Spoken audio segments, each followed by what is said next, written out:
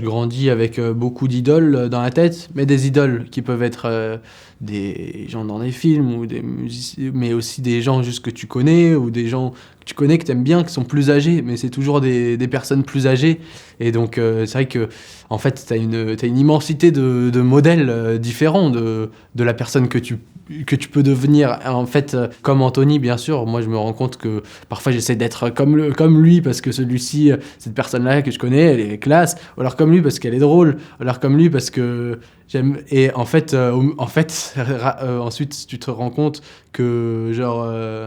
toi tu deviens aussi ce côté, et c'est exactement ce qui se passe dans le film, et c'est quelque chose qui me parle énormément parce que c'est inspirant d'avoir des idoles, mais parfois c'est presque parasite, parce que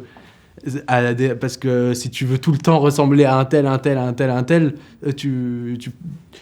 enfin, le plus intéressant, c'est ce que tu deviens toi. Et je pense que c'est ce qui se passe dans le film, parce que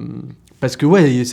même dans le livre, en fait, il y a beaucoup de références à la pop culture, et tu vois que c'est un personnage qui grandit avec la culture américaine, et puis ce que son père lui montre des films et tout, et donc et puis il a le cousin qu'il admire beaucoup. Il y a plein de mecs, il y a ces mecs à la fête qui voient, qui sont, et genre à qui tu vas ressembler ensuite, quel homme tu vas devenir, et c'est un garçon qui se cherche.